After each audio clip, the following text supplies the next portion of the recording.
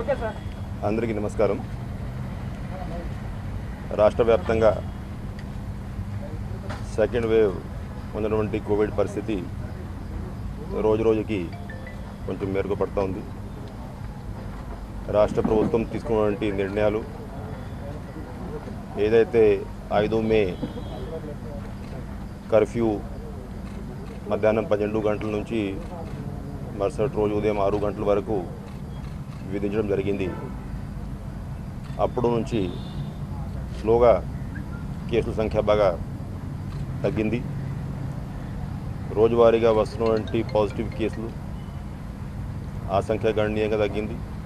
Peak స్టేజ్లో దాదాపు 24,000 cases రోజువారీగా వచ్చేటువంటి పరిస్థితి ఉంటే ఇవాళ దాదాపు 5,000 నుంచి 6,000 కేసులు రోజువారీగా వచ్చేటువంటి పరిస్థితి నెలకొంటుంది.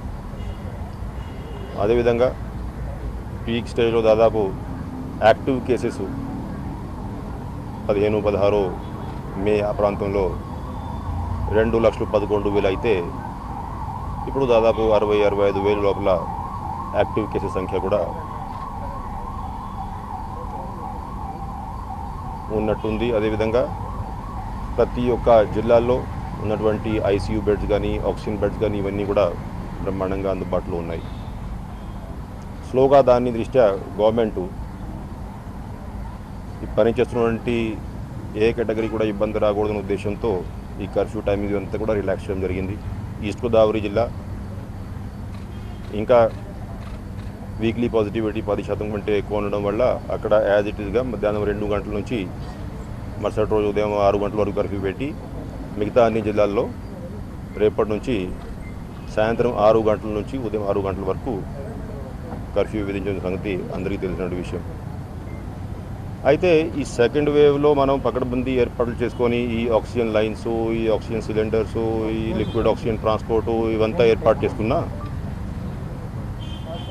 చివరికి పర్మనెంట్గా కోవిడ్ నుంచి మనం విముక్తి పొందాలంటే అందరికీ సరైన సమయంలో వ్యాక్సినేషన్ చేయగలిగితేనే అది సాధ్యం. అయితే ఓవరాల్గా మన రాష్ట్ర వ్యాప్తంగా పరిస్థితి చూసుకుంటే నిన్నటి వరకు 1,23,16,699 డోసెస్ మనం అడ్మినిస్టర్ చేశాం. దాంట్లో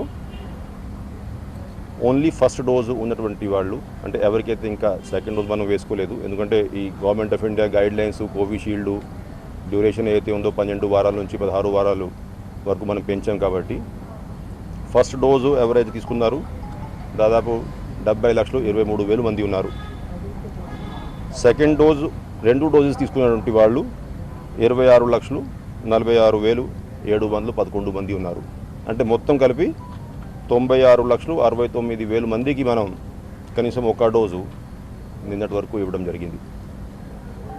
అయితే గవర్నమెంట్ ఆఫ్ ఇండియా ఇస్తున్నటువంటి వ్యాక్సిన్ డోసెస్ ఏదైతే ఉన్నాయో, ఏ స్పీడ్లో అయితే మనకి వ్యాక్సిన్ డోసెస్ వస్తున్నాయో దాన్ని బట్టి మనం కూడా జిల్లా వ్యాక్సినేషన్ కార్యక్రమం తీసుకుంటా ఉన్నాం. అంతకుముందు ప్రతి ఒక్క జిల్లాలో ఒక 40, 50, 60,000 చొప్పున వ్యాక్సినేషన్ చేసి ఒకే రోజులో దాదాపు 6,29,000 వరకు వ్యాక్సినేషన్ నిర్వహించాం.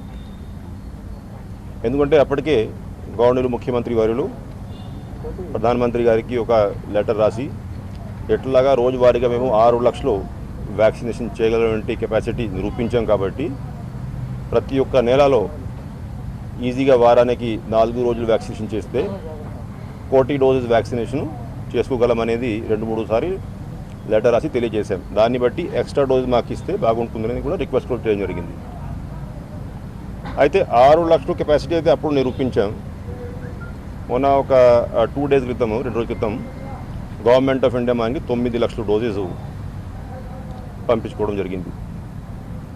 ఆ 9 లక్షల డోసెస్ అదేవిధంగా నిన్న సాయంత్రం కూడా ఒక 2 లాట్స్లో 2 లక్షలు ఒక లాటు, 3 లక్షలు ఒక లాటు, అది ఇవాళ ఉదయం చేరిపోయే జిల్లాలకి ఈ 5 లక్షల డోసెస్. అయితే ఈ 9 లక్షల డోసెస్ ఏదైతే 2 రోజుల క్రితం మనకి వచ్చాయో ఈ మొత్తం 9 లక్షలు కూడా ఈ ఒక్క రోజు సండే ఇవాళ వ్యాక్సినేషన్ చేయాలనేది ఒక క్యాంపెయిన్గా తీసుకోవడం జరిగింది. మామూలుగా అయితే ఈ 9 లక్షల డోసు మనం 2 రోజులు కూడా ఈజీగా అడ్మిషన్ చేసుకోవచ్చు. కాకపోతే ఈ రాష్ట్రంలో ఉన్నటువంటి ఈ వ్యాక్సినేషన్ కెపాసిటీ కనీసం ఒక 10 లక్షల డోసెస్ రోజువారీగా చేయగలము అనేది ఆ కెపాసిటీ మనం నిరూపిస్తే, ఒకటి గవర్నమెంట్ ఆఫ్ ఇండియా ఒకవేళ కెపాసిటీని బట్టి వ్యాక్సినేషన్ సరఫరా చేస్తే ఎక్కువ వ్యాక్సిన్ డోసు వచ్చే అవకాశం ఉంటుంది. రెండోది ఏంటంటే ఆగస్టులో సెప్టెంబర్లో ఎప్పుడైతే వ్యాక్సిన్ అవైలబిలిటీ పెరుగుతుందో అప్పుడు ఎంతవరకు మనము ఒక నెలలో డోసెస్ వాడుకోవచ్చు, దానికి ఈ ఒక ఎస్టిమేషన్ కోసం కూడా ఉపయోగపడుతుంది. అదేవిధంగా ప్రజల్లో కూడా ఒక అవేర్నెస్, అంటే ఆ వ్యాక్సినేషన్ అందరూ తీసుకున్నప్పుడు అందరూ కూడా మోటివేట్ అయ్యే అవకాశాలు ఉంటాయి. ఈ వ్యాక్సిన్ హెజిటెన్సీ ఏదైతే ఎంత కొంత ఇంకా మిగిలి ఉంది అది కూడా తగ్గుతుంది అనే ఉద్దేశంతో మనం ఈ క్యాంపెయిన్ లాంచ్ చేశాం. ఇప్పుడు వరకు మనం దాదాపు 5,30,000 మందికి ఇవాళ ఒకే రోజులో వ్యాక్సినేషన్ చేయడం జరిగింది. ఏదైతే చిత్తూరు జిల్లాలో ఉందనుకోండి 55,000 వ్యాక్సిన్ డోసెస్ నిన్న సాయంత్రం వరకు జిల్లాలో ఉన్నాయి. అది ఆ మొత్తం 55,000 కూడా ఇంకొక గంటలో పూర్తి అయి ఉంటే అవకాశాలు ఉన్నాయి. నిన్న ఏదైతే 5 లక్షల డోసులు వచ్చినాయో సాయంత్రం, దాంట్లో కొంత కోట ఇవాళ ఉదయం 10 గంటలకి జిల్లా అడ్మినిస్ట్రేషన్కి మనం ఇవ్వడం జరిగింది. అవంతా కూడా పిహెచ్సి వారీగా ట్రాన్స్పోర్టేషన్ జరుగుతూ ఉంది. బహుశా దాంట్లో కూడా కొంత కోట ఇంకా సాయంత్రం వరకు వాడుకునే అవకాశం ఉంది. ఈ సందర్భంగా ఇవాళ 9 లక్షలు చేయగలిగితే 9 లక్షలు, అంతకంటే కొంచెం ఎక్కువ చేయగలిగితే ఇంకా మంచిది. ఆ వ్యాక్సినేషన్ చేసి గవర్నమెంట్ ఆఫ్ ఇండియాకి మనం మన కెపాసిటీని నిరూపించబోతున్నాం. దీంట్లో ప్రతి ఒక్క జిల్లా కలెక్టర్, ప్రతి ఒక్క డిపార్ట్మెంట్ అధికారి, దాంట్లో revenue department, medical department, police department, అందరూ డిపార్ట్మెంట్ కలిసికట్టుగా అయితే పని చేస్తున్నారు. వాళ్ళందరినీ కూడా నేను ఈ సందర్భంగా హృదయపూర్వకంగా అభినందిస్తున్నా. ఇవాళ తీసుకున్నటువంటి క్యాంపెయిన్ సక్సెస్ ఎట్లయినా చేయబోతున్నాం. అది కాక ఏదైతే ఇప్పుడు ఈ సెకండ్ వేవ్ కేసెస్ తగ్గుతున్న సందర్భంలో ప్రజల్లో కూడా మళ్ళీ ఒకసారి, అంటే ఈ కోవిడ్ నిబంధనలు ఏవైతే ఉన్నాయో, సోషల్ డిస్టెన్సింగు, మాస్క్ వాడుకోవడము, శానిటైజేషన్ చేసుకోవడము, ఇవన్నీ ఎందుకంటే కేసు సంఖ్య తగ్గేసరికి మళ్ళీ కొంచెం రిలాక్స్ అయ్యే ప్రమాదం ఉంది. కాబట్టి ప్రతి ఒక్క కలెక్టర్కి మళ్ళీ ఈ క్యాంపెయిన్ తీసుకోమని చెప్పేసి కూడా గైడ్లైన్స్ జారీ చేయడం జరిగింది. ఈ గైడ్లైన్ బట్టి ప్రజల్లో మళ్ళీ ఒక చైతన్యం తీసుకురావాల్సిన అవసరం ఉంది. మనం ఎకానమీ ఒక సైడు ఓపెన్ చేసేస్తూ ఉన్నాం, ఇంకొక సైడ్ ఇవన్నీ గైడ్లైన్స్ పాటించకపోతే మళ్ళీ కేసులు పెరిగి ఉంటే ప్రమాదం ఉంది. కాబట్టి ప్రతి ఒక్కరూ రాష్ట్రమంతా కూడా 2 డోసులు ఎవరైతే ఆడుతూ ఉందో ఆ 2 డోసులు పూర్తిగా వ్యాక్సిన్ అయ్యేంత వరకు అందరూ కూడా చాలా జాగ్రత్త తీసుకోవాల్సిన అవసరం ఉందనేది మీ ద్వారా ప్రజలకి విజ్ఞప్తి చేస్తూ ఉన్నా. ఇప్పుడు వరకు ప్రస్తుతానికి మనం రాష్ట్రంలో 45 సంవత్సరాల పైన ఉన్నటువంటి రెసిడెంట్స్ అందరికీ కూడా వ్యాక్సినేషన్ వేసుకోవడం జరుగుతూ ఉంది. బిలో 45 అయితే ఓన్లీ 2 కేటగిరీస్ మనం పర్మిషన్ ఇచ్చాం ప్రస్తుతానికి. ఎవరైనా పిల్లలు కానీ, బయట పని చేస్తున్నటువంటి అంటే స్టూడెంట్స్ కానీ, మిగతా వాళ్ళు కానీ ఎవరైతే అబ్రాడ్ వెళ్ళాల్సిన అవసరం ఉంది above the age of 18 years, అటువంటి వాళ్ళకి రిలాక్సేషన్ ఇచ్చాం. అదేవిధంగా 0 to 5 ఇయర్స్ కిడ్స్ ఉన్నటువంటి మదర్స్ ఎవరైతే ఉన్నారో వాళ్ళకి కూడా మనం రిలాక్సేషన్ ఇచ్చాం. అటువంటి మదర్స్ మనం ఒకసారి డేటా చూసుకున్నట్లయితే నిన్నటి వరకు దాదాపు 18 లక్షల మంది ఇటువంటి మదర్స్ ఉన్నారు. దాంట్లో 5.5 లక్షల వరకు నిన్నటికే కవరేజ్ ఉంది. బహుశా ఇవాళ చాలా వరకు ఆ కేటగిరీలో కూడా కవరేజ్ సాధించే అవకాశం ఉంది. ఓవరాల్ తిరుపతి కార్పొరేషన్లో కూడా వ్యాక్సినేషన్ డ్రైవ్లు చాలా బ్రహ్మాండంగా చేస్తూ ఉన్నారు. 45 ఇయర్స్ ప్లస్ కేటగిరీలో కూడా దాదాపు 80-85% కవరేజ్ ఇప్పటికీ సాధించి ఉన్నారు. బహుశా ఇవాళ డ్రైవ్తో లేకపోతే ఇంకొక 2-3 రోజుల్లో ఈ 45+ కేటగిరీ, అదేవిధంగా బిలో 45 ఈ మదర్స్ కేటగిరీ అయితే ఉందో బిలో 5 ఇయర్స్ ఏజ్ పిల్లలు, అవంతా కూడా పూర్తిగా వాళ్ళు కవరేజ్ చేయగలని చెప్పిన నమ్మకం అనేది క్లియర్గా కనపడతా ఉంది. ఇందాక పూర్తిగా డీటెయిల్స్తో జిల్లా కలెక్టర్ అదేవిధంగా మున్సిపల్ కమిషనర్ అందరితో కూడా సమీక్ష సమావేశం నిర్వహించి ఈ డేటా అంతా కూడా తీసుకోవడం జరిగింది. బ్రహ్మాండంగా వ్యాక్సినేషన్ డ్రైవ్ జరుగుతూ ఉంది. రాష్ట్ర వ్యాప్తంగా కూడా డెఫినెట్లీ ఇవాళ ఈ వ్యాక్సిన్ డ్రైవ్ సక్సెస్ అవుతుంది నమ్మకం నాకు. ఇప్పుడు థర్డ్ వేవ్ ఎప్పుడు వస్తుంది, పిల్లలకి ఎంతవరకు ఇంపాక్ట్ ఉంటుంది, రకరకాల ఎక్స్పర్ట్స్ చాలా వరకు మీడియాలో స్టేట్మెంట్స్, రిపోర్ట్స్ ఇవన్నీ కూడా ఇస్తూ ఉన్నారు.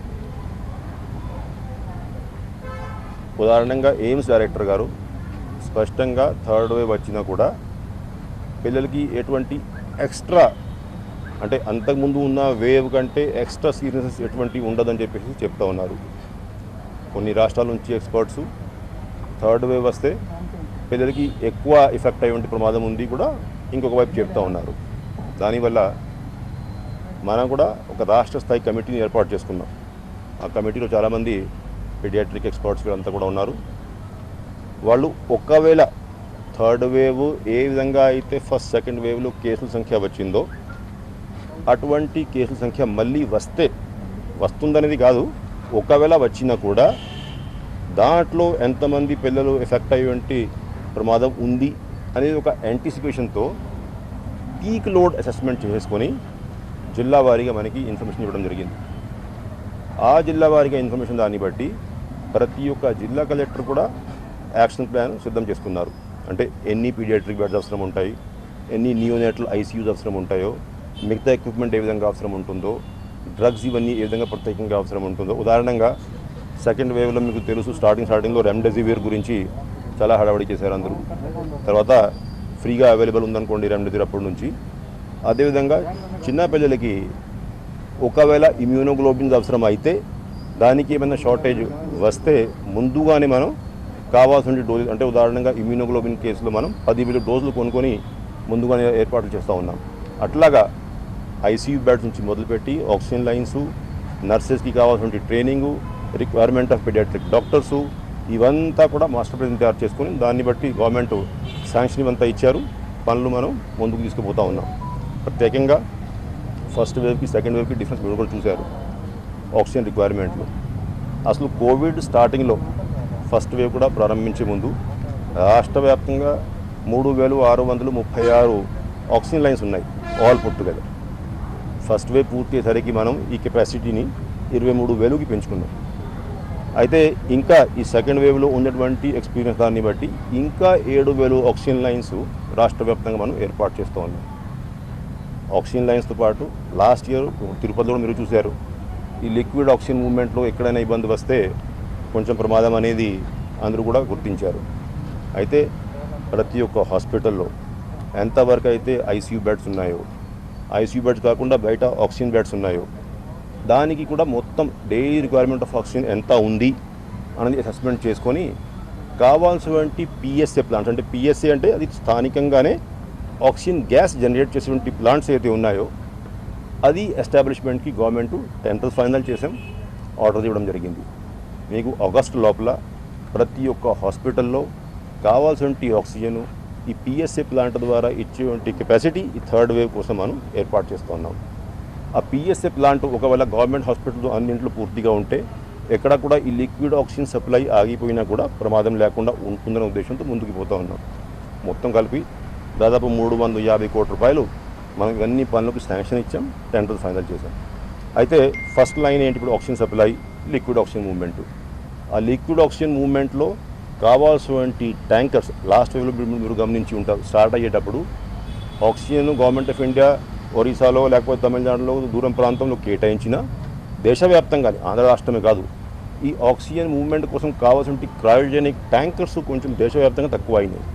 దానికోసం 25 ట్యాంకర్లు, ప్రతి ఒక్క ట్యాంకర్ 20 కిలో లీటర్ కెపాసిటీ, అది మనం ఇంపోర్ట్ చేయడం జరిగింది. వచ్చే నెల ఆఖరికల్లా ఇవన్నీ వస్తూ ఉన్నాయి. ఈ ట్యాంకరు అది కాక ప్రతి ఒక్క హాస్పిటల్ 50 బెడ్స్ ఉన్నటువంటి హాస్పిటల్స్కి ఒకవైపు మనం ఈ ఆక్సిజన్ లైన్స్ వేస్తూ ఉన్నాం. ప్రతి ఒక్క 100 బెడ్స్ ఉన్నటువంటి 100 బెడ్ కంటే ఎక్కువ ఉన్నటువంటి హాస్పిటల్స్లో కనీసం ఒక 10 కిలో లీటర్ స్టోరేజ్ కెపాసిటీ, ఈ లిక్విడ్ ఆక్సిజన్ స్టోరేజ్ కెపాసిటీ కూడా మనం పెంచుకుంటున్నాం. So liquid oxygen movement capacity, storage capacity ఒకవైపు అయితే సెకండ్ సైడ్ ఈ పిఎస్ఏ ప్లాంట్స్. మూడోది అంటే ఒకవేళ ఏ ఇబ్బంది వచ్చి కూడా ఆ రోజు ఒకవేళ పిఎస్ఏ ప్లాంట్ కూడా సరిగా పనిచేయకపోతే కావాల్సినటువంటి ఆక్సిజన్ కాన్సన్ట్రేటర్స్ కూడా ప్రతి ఒక్క హాస్పిటల్ మనం ఏర్పాటు చేస్తూ ఉన్నాం. రాష్ట్ర వ్యాప్తంగా మనం టెండర్స్ అంతా పెట్టి అంటే ఆ ఆక్సిజన్ కాన్సన్ట్రేటర్స్ అరైవల్ మొదలైంది. మొత్తం కలిపి దాదాపు 15,000 కాన్సన్ట్రేటర్స్ ఏర్పాటు చేసుకుంటున్నాం. అదేవిధంగా 15,000 కాన్సన్ట్రేటర్స్ తీసుకుంటానే ఇంకొక వైపు 10,000 డీ టైప్ సిలిండర్స్ కూడా ఎక్స్ట్రా మనం ఈ వేవ్లో కొనుక్కోవడం జరిగింది. అంటే మొత్తం కలిపి అంటే కావాల్సినటువంటి ఆక్సిజన్ లైన్స్, కావాల్సినటువంటి PSA plants, liquid oxygen storage capacity, concentrators, D type cylinders అన్ని రంగాల్లో కూడా సఫిషియెంట్ ఏర్పాటు చేస్తూ ఉన్నాం. ఒకవేళ మళ్ళీ కేసు సంఖ్య పెరిగినా కూడా ఈ రెమ్డెసివిర్ ఏదైతే లాస్ట్ వేవ్లో కొంత దేశవ్యాప్తంగా ఇబ్బంది అయింది అది కూడా ఇప్పుడు ప్రస్తుతానికి ఇవాళ మనం చూసినట్లయితే దాదాపు 1.75 lakh డోసెస్ రెమ్డెసివిర్ కూడా అందుబాటులో ఉన్నాయి. సో అట్లాగా అన్ని రంగాల్లో కూడా సంతృప్తికరంగా మనం అరేంజ్మెంట్స్ చేసుకుంటున్నాం. కాబట్టి బహుశా వేవ్ రాదు అని దేవుడిని కోరుకుంటా ఉన్నా. ఒకవేళ వచ్చినా కూడా ఎటువంటి ఇబ్బంది ఉండదని ఆశిస్తున్నాను. ఇప్పుడు కేసుల సంఖ్య నంబర్ పరంగా ఆబ్వియస్లీ అన్ని జిల్లాల్లో సమానంగా ఉండదు. ఒకటి సైజ్ని బట్టి ఉంటుంది. ప్రతి ఒక్క జిల్లాకి ఉన్నటువంటి నేచరు, స్థానికంగా ఉన్నటువంటి ఇష్యూస్, ఉదాహరణంగా migration, movement of labour, movement of మిగతా వెహికులర్ మూవ్మెంట్, ఇవన్నీ కూడా ప్రతి ఒక్క జిల్లాకి కెపాసిటీ వేరేగా ఉంటుంది, ఇష్యూస్ వేరేగా ఉంటాయి. రెండోది అంటే ప్రతి ఒక్క జిల్లా టైమింగు, అంటే ఏ జిల్లాలో ఎప్పుడు మొదలైంది, ఎప్పుడు తగ్గుతున్నాయి కేసెస్, దాన్ని బట్టి ఆధారపడి ఉంటుంది. కానీ ఓవరాల్ మీరు చూసుకుంటే లాస్ట్ 8 months డేటా మీరు చూసుకున్నారనుకోండి, April 15th నుంచి మొదలు పెడితే దట్ వస్తే June 15th వరకు ప్రతి ఒక్క జిల్లాలో, that includes east Godavari, it includes Chittoor, ప్రతి ఒక్క జిల్లాలో గత 5 వారాల నుంచి ఈ వీక్లీ పాజిటివిటీ అయితే ఉందో బ్రహ్మాండంగా తగ్గుతూ ఉంది. కేసుల సంఖ్య కూడా తగ్గుతూ ఉన్నాయి. ఒక్కొక్క జిల్లాలో ఒకప్పుడు 3,500, 4,000 పాజిటివ్ కేసులు వచ్చేవంటి పరిస్థితి ఉంటే ఇవాళ 700, 800 కేసులు, పాజిటివ్ కేసులు వస్తున్నాయి రోజువారీగా. రాష్ట్ర వ్యాప్తంగానే 24,000 నుంచి 5,000-6,000కి తగ్గని 25%కి మనం వచ్చేసాం. సో అన్ని చోట్ల కేసులు తగ్గుతున్నాయి. Obviously the rate of increase or decrease depend on several factors. ఉదాహరణంగా అంతకుముందు ఎంతమంది పాజిటివ్ పేషెంట్స్, అంతకుముందు ఎంతమందికి ఇమ్యూనిటీ పెరిగి ఉంది, అంతకుముందు ఫస్ట్ వేవ్లో కానీ తర్వాత కానీ ఎంతమంది పాజిటివ్ ఉన్నారు, ఇవన్నీ అంశాలని బట్టి ఉంటుంది. బట్ ఓవరాల్ డిక్లైన్ అంటే ఇవాళ మన రాష్ట్రంలో ఎక్కడా కూడా కేసులు పెరుగుతున్నాయి లేకపోతే తగ్గట్లేదనే పరిస్థితి లేదు. ఉదాహరణంగా 15,000 మొత్తం కలిపి సెక్రటేరియట్స్ ఉంటే, village and urban secretariats both put together, కనీసం ఒక 4,000 వరకు అయితే సెక్రటేరియట్స్లో 0 యాక్టివ్ కేసెస్. అది అటువంటి సెక్రటేరియట్స్ అన్ని జిల్లాల్లో ఉన్నాయి. కాబట్టి పరిస్థితి ఇంప్రూవ్ అవుతూ ఉంది. ఇంకా మనం జాగ్రత్తగా చర్యలు తీసుకోవాల్సిన అవసరం అయితే ఉంది. కాబట్టి మనం ఫుల్లో ఎకానమీ ఓపెన్ చేయలేదు, 24 hours ఓపెన్ చేయలేదు. ఇంకా పరిస్థితి గవర్నర్లు, ముఖ్యమంత్రి వర్యులు వారానికి ఒక 3 సార్లు సమీక్షిస్తూ ఉన్నారు. శుక్రవారం సమీక్ష నిర్వహించారు, మళ్ళీ రేపు సోమవారం సమీక్ష నిర్వహిస్తూ ఉన్నారు. ఎప్పటికెప్పుడు పరిస్థితిని మానిటర్ చేసుకుని కావాల్సిన నిర్ణయం ప్రభుత్వం ఎప్పుడైతే గవర్నమెంట్ ఫైనల్ డెసిజన్ తీసుకుంటుందో అందరిని సంప్రదించుకొని ఫైనల్ డెసిజన్ అనౌన్స్ చేయడం జరుగుతుంది. రాష్ట్ర వ్యాప్తంగా, ఈవెన్ దేశవ్యాప్తంగా ఎట్లా ఉందంటే, బ్లాక్ ఫంగస్కి కావాల్సినటువంటి ఏదైతే ఎంఫోటెరిసిన్ బి ఇంజెక్షన్ ఉందో అది ఏ రాష్ట్రం ఎంత ఆర్డర్ పెట్టినా కూడా గవర్నమెంట్ ఆఫ్ ఇండియా ఇటువంటి కోటా ప్రకారమే సప్లై అవుతుంది. సో మనం లాంగ్ బ్యాక్ అసలు ఫస్ట్ 1 weekలోనే దాదాపు 60,000 డోసెస్ పైన ఆర్డర్ ఇవ్వడం జరిగింది. కానీ అంటే గవర్నమెంట్ ఆఫ్ ఇండియా ఎంత కోటా ఇస్తే అంతే సప్లై అవుతుంది. కాబట్టి ఎంఫోటెరిసిన్ బి సప్లై ఒక్కొక్క వేళ కొన్ని చోట షార్టేజ్లో ఉన్నా కూడా దానికి ముఖ్యమైన కారణం స్టేట్ గవర్నమెంట్ కాదు, గవర్నమెంట్ ఆఫ్ ఇండియా ఇటువంటి కోటా. ఎందుకంటే దీనికి కావాల్సిన కంపోనెంట్స్ ఇంపోర్టెడ్ కంపోనెంట్స్ కాబట్టి ఆ కంపోనెంట్స్ తయారవుతుంది ఈ ఇంజెక్షన్. అయితే ఎంఫోటెరిసిన్ బి కాకుండా పోసకోనజోల్ ఇంజెక్షన్స్ ఏవైతే ఉన్నాయో అదేవిధంగా పోసకోనజోల్ ట్యాబ్లెట్స్ ఉంటాయి. అయితే ఈ పోసకోనజోల్ ఇంజెక్షన్స్ కానీ ట్యాబ్లెట్స్ కానీ రాష్ట్రంలో ఏ జిల్లాలో ఏ హాస్పిటల్లో షార్టేజ్ లేదు. అయితే డిఫరెంట్ లైన్స్ ఆఫ్ ట్రీట్మెంట్ సీరియస్నెస్ని బట్టి, అవైలబిలిటీని బట్టి ఇది మెడికల్ డిపార్ట్మెంట్లో ఉండి డాక్టర్స్ నిర్ణయిస్తారు అనుకోండి. బట్ ఎక్కడా కూడా ఈ పోసకోనజోల్ ఇంజెక్షన్ కానీ ట్యాబ్లెట్స్ కానీ షార్టేజ్ లేదు. మీరు కావాలంటే మీ తిరుపతి హాస్పిటల్లో కూడా చూసుకోవచ్చు. ఎక్కడా కూడా రాష్ట్రంలో ఈ కంప్లైంట్స్ లేవు.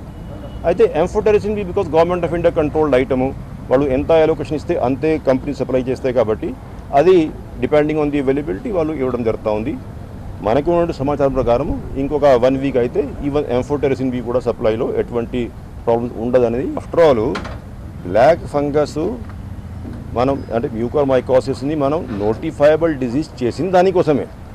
అంతకుముందు మీరు చూడండి, ఒక నెల క్రితం ఎప్పుడైతే ఈ బ్లాక్ ఫంగస్ వార్తలు మొదలైనాయో అప్పుడు స్టార్టింగ్లో అసలు రాష్ట్రంలో, దేశంలో ఎక్కడ ఎన్ని కేసులు ఉన్నాయో కూడా సరిగ్గా తెలిసింది కాదు. ఎందుకంటే నోటిఫైబుల్ డిజీజ్ కానప్పుడు కరెక్ట్గా ప్రతి ఒక్క హాస్పిటల్, అది గవర్నమెంట్ హాస్పిటల్ నుంచి వచ్చినా కూడా ప్రైవేట్ హాస్పిటల్ నుంచి కూడా ఇన్ఫర్మేషన్ వచ్చే దాంట్లో ఇబ్బంది ఉంటుంది. కాబట్టి దాన్ని నోటిఫైడ్ డిజీజ్గా నోటిఫై చేసాం మనం. అప్పుడు నుంచి కరెక్ట్గా ప్రతి ఒక్క కేసు సరైన సమయంలో ఇన్ఫర్మేషన్ వస్తూ ఉంది. ఆ సరైన సమయంలో ఇన్ఫర్మేషన్ వస్తూ ఉంది కాబట్టి ఏదైతే నెంబర్ మనం రోజువారీగా ప్రెస్ కాన్ఫరెన్స్ పెట్టి నేను విజయవాడ ప్రకటిస్తూ ఉన్నాను, ఈ ఇంత పెద్ద సంఖ్య ఏదైతే వచ్చిందో అది దానివల్ల వచ్చింది. ప్రతి ఒక్క కేసు మానిటరింగ్ జరుగుతూ ఉంది. అయితే అదేవిధంగా ఆ కేసులో కూడా దాదాపు 770 పైన సర్జరీలు మనం చేశాము. ఆ సర్జరీలు చేసి చాలామంది పేషెంట్స్ రికవర్ అయ్యి ఇంటికి వెళ్ళిపోయారు. కొంతమంది ఇంకా ఫాలోఅప్ ట్రీట్మెంట్ జరుగుతూ ఉంది. ఈ ప్రతి ఒక్క కేసు సరైన సమయంలో డిస్కవర్ అయ్యి ట్రీట్మెంట్ మొదలు కావాలి. ఎందుకంటే స్టార్టింగ్లో మనం డిస్కవర్ చేస్తే ఈవెన్ ఈ ఎంఫోటెరసిన్ బి స్థాయికి రాకుండా ఈవెన్ పోసకోనాజోల్ ఇంజెక్షన్స్తో టాబ్లెట్స్తో కూడా ట్రీట్మెంట్ చేసే అవకాశం ఉంది కాబట్టి పకడ్బందీగా ముందుకు వెళ్తూ ఉన్నాము. అంటే ఇది పేషెంట్ని బట్టి కూడా ఆధారపడి ఉంటుంది. అంటే సరైన సమయంలో ఆ పేషెంట్స్ కూడా కన్సర్న్డ్ డాక్టర్స్తో మనం అప్రోచ్ అయితే ఈజీగా ఐడెంటిఫికేషన్ చేసే అవకాశం ఉంటుంది. కాబట్టి ఎవరైనా పేషెంట్స్ ఉంటే, కేసెస్ ఉంటే సరైన సమయంలో డాక్టర్ని సంప్రదించుకోవాల్సిందిగా వాళ్ళని విజ్ఞప్తి చేస్తున్నా. బట్ ఓవరాల్ గవర్నమెంట్ ఎఫర్ట్ ఏంటంటే క్లియర్గా టైమ్లీ డిటెక్షన్ చేసుకొని ఎక్కడా కూడా ఫిగర్ దాచి పెట్టకుండా సరైన సమయంలో డిటెక్షన్ చేసి వీలైనంత వరకు త్వరగా ట్రీట్మెంట్ ఇవ్వాలని గవర్నమెంట్ ఉద్దేశం. 2-3 రోజులకి ఒకసారి నేను ఆరోగ్యశ్రీ పేషెంట్స్ ఎంతమంది, టోటల్ హాస్పిటల్లో ఉంటే బెడ్ స్ట్రెంత్ ఎంత అనేది స్పష్టంగా మీడియాకి చెప్తా ఉన్నాను. మొన్న నేను ఇచ్చినటువంటి ఫిగర్స్ ప్రకారము రాష్ట్ర వ్యాప్తంగా ఉన్నటువంటి టోటల్ కోవిడ్ కేసెస్ ఏదైతే హాస్పిటల్లో ట్రీట్మెంట్ తీసుకుంటా ఉన్నారో దాంట్లో 91% ఆరోగ్యశ్రీ పేషెంట్స్ ఉన్నారు. అంటే గవర్నమెంట్ ప్రైవేట్ కలిపి మినిమం ప్రతి ఒక్క జిల్లాలో 60% పేషెంట్స్ కోవిడ్ ట్రీట్మెంట్ ఎవరైతే తీసుకుంటారో ప్రైవేట్ హాస్పిటల్స్లో వాళ్ళు కూడా ఆరోగ్యశ్రీ పేషెంట్స్ అనేది స్పష్టంగా ఫిగర్స్ ఉన్నాయి. అంటే హాస్పిటల్ వారీగా మనం అనాలిసిస్ చేసుకోవాల్సిన అవసరం ఉంది. వేగ్ ఇంప్రెషన్స్ వేరే, యాక్చువల్ ఫ్యాక్చువల్ పొజిషన్ చూసుకుంటే ఎందుకంటే పేషెంట్ వారీగా పేర్లు మన దగ్గర ఉన్నాయి కాబట్టి టోటల్ హాస్పిటల్లో ఉన్న పేషెంట్స్ ఎంతమంది ఆరోగ్యశ్రీ కింద ట్రీట్మెంట్ తీసుకుంటారో డేటా చూసుకుంటే definitely above 60% are taking treatment in Aarogyasri